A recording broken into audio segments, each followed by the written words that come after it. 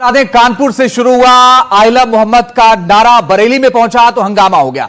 26 सितंबर को जुमे के दिन बरेली में भीड़ जुटी, विवाद बढ़ता गया, भड़काऊ नारेबाजी हुई। इसके बाद पुलिस पर पथराव हुआ। पुलिस का दावा है कि साजिश के तहत हिंसा की गई। पुलिस ने हिंसा का मास्टरमाइंड मौलाना तौकीर रजा को गिरफ्तार कर लिया है और इसका पूरा मास्टरमाइंड मौलाना तौकीर रजा को बताया।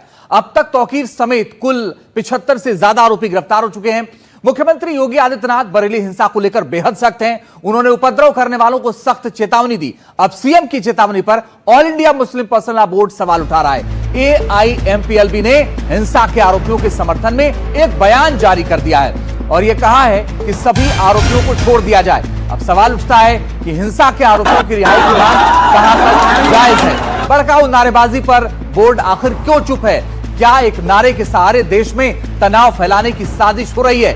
इस मुद्दे पर हम आज चर्चा करने जा रहे हैं, क्योंकि बड़ी और अहम बात यह है कि आरोपी तौकीर के समर्थन में All India Muslim Personal Law Board आ गया है और All India Muslim Personal Law Board ने कहा है कि मौलाना तौकीर समेत जिनकी गिरफ्तारी हुई है उन्हें छोड़ा जाए। सवाल यह है कि जब वहां भीड़ जुटी, बवाल हुआ और पुलिस का यह कहना है कि वहां पेट्रोल बम थे, कुछ खोखे बरामद हुए, गनर की बंदूक छीनने की कोशिश हुई, यह सब हुआ, क्या उसके बावजूद भी छोड़ा जाना चाहिए?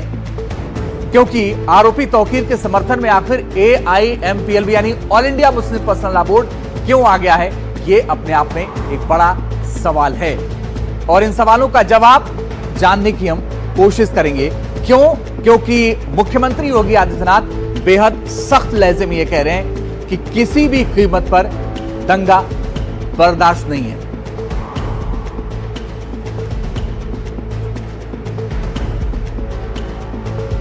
और इस पर बात करने के लिए मेरे साथ राकेश त्रिपाठी जुड़ गए हैं, प्रवक्ता है भारतीय जनता पार्टी के, और साथ ही विनोद बंसल साहब हैं, प्रवक्ता हैं VHP के। आप दोनों का बहुत स्वागत है। थोड़ी देर में मेरे साथ दो और मेहमान जुड़ेंगे, उनसे भी आपका परिचय करवाएंगे। लेकिन सबसे पहले राकेश त्रिपाठी, आपसे, all India Muslim Personal Law board यह कह रहा है कि भाई जो कार्रवाई हो रही है वो न्याय संगत नहीं है। उनका यह कहना है कि छोड़ दिया जाए। देखिए, all India Muslim Personal Law board में एक शब्द लॉ का भी आता है। इस लॉ का कोई सरोकार है इस बोर्ड से या नहीं है? जो लोग लॉ वायलेट कर रहे हैं ये उनके पक्ष में खड़ा होने का काम कर रहा है और ये मुस्लिमों के रहनुमा अपने आप को दावा करते हैं, इनको शर्म नहीं आती है। आखिरकार ये मुल्ला मौलवी मौलाना निरपराध बच्चों को, आप वीडियोस देखिए ना, उसमें 14 साल 15 साल 16 साल 18 साल के बच्चे दिखाई पड़ रहे हैं जो हाथों में पत्थर लेकर के पुलिस पर पत्थर फेंकने का दुस्साहस कर रहे हैं। ऐसे बच्चों को उकसा करके अपराधी बनाने वाले मौलानाओं के पक्ष में खड़े होकर के ये मुस्लिमों के रहनुमा होने की बात कर रहे हैं। क्या कर रहा है all India Muslim Personal Law board? All India Muslim Personal Law board, इसका मतलब मुसलमानों का हित रक्षक नहीं है, वो उनका हित करने वाला, हित चाहने वाला नहीं है। अगर चाहने वाला होता तो ऐसे मौलानाओं के खिलाफ कार्रवाई की वो पुरजोर वकालत करता, मुखालफत नहीं करता, वो उसकी वकालत करता, कहता कि हां ऐसे मौलानाओं के खिलाफ कार्रवाई होनी चाहिए जो कौम के बच्चों को अपराधी बनाने का दुस्साहस कर रहे हैं।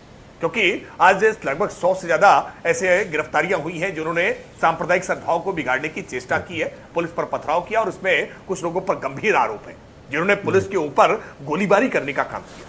संगठित होकर के योजनाबद्ध तरीके से षड्यंत्र के साथ आप सांप्रदायिक दंगा करने की चेष्टा कर रहे हैं तो निश्चित तौर पर उत्तर प्रदेश की पुलिस आपके साथ कोई नरमी नहीं रखेगी, सख्ती बरतने का काम करेगी। ये बात ऑल इंडिया। लेकिन राकेश त्रिपाठी साहब, एक बड़ा सवाल इससे जुड़ा है और वो ये कि संभल में हुआ, आपकी पुलिस ने यह कहा, उत्तर प्रदेश पुलिस ने कहा कि एक साजिश थी।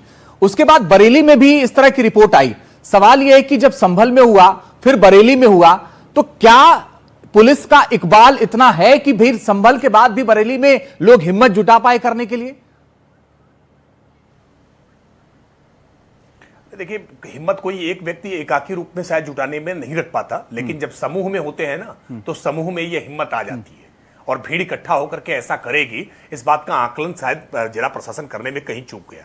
लेकिन मैं फिर इस बात को दोहरा रहा हूं, जिला प्रशासन पर जितनी तोहमत मढ़नी है मढ़े, लेकिन ये देश के सामने एक गंभीर सवाल है कि जुम्मे की नमाज के लिए जो लोग इबादत गाहों में, मस्जिदों में इकट्ठा होते हैं, वो हाथ अपने खाली हाथ लेकर के इबादत के लिए, अल्लाह की इबादत के लिए हाथ उठाते हैं। ठीक है सर, इन हाथों में मेरे साथ महमूद प्राचा भी जुड़ गए, वरिष्ठ वकील सुप्रीम कोर्ट के कानून को भी समझते हैं और साथ ही मेरे साथ फराज किदवई जुड़ गए, प्रवक्ता समाजवादी पार्टी के। आप दोनों का बहुत स्वागत है।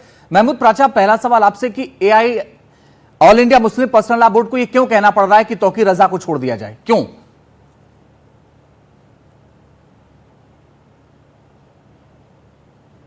कहलवाया जा रहा है। देखिए, all India Muslim Personal Law board के जो ज्यादातर टॉप लीडरशिप है वो सब आरएसएस के मेंबर्स हैं एक तरह से, और उनके ही इशारे पे काम करते हैं। अब उन्हें अच्छी तरह से ये पता होता, अगर वो न्यूट्रल लोग होते, तो ये केस विड्रॉ तो सिर्फ योगी जी अपने लिए ही करेंगे या अपने चाहने वालों के लिए करेंगे।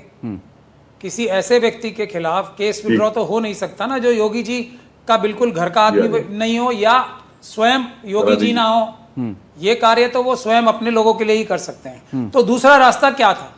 दूसरा रास्ता एक के बाद एक जो पर्सनल लॉ बोर्ड की टॉप लीडरशिप है उसने संभल के केस में जाके सारा केस खराब किया, बाबरी मस्जिद के अंदर जाके सारा केस खराब किया।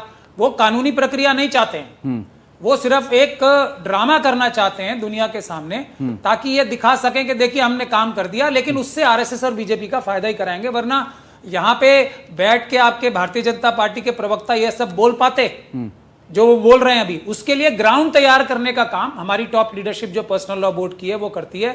इसलिए मैं तो मेंबर होने के बावजूद भी इन लोगों से किसी से बात भी नहीं करता हूं। अब मुद्दे की बात पे आते हैं। आई लव मोहम्मद, ये पुलिस के एलिगेशन जो लगाए जा रहे हैं ये कोई गॉस्पेल ट्रूथ नहीं है। हम दर्जनों सैकड़ों केस ऐसे कर रहे हैं जिसमें पुलिस यही बातें कहती है जो इस केस में कही जा रही है।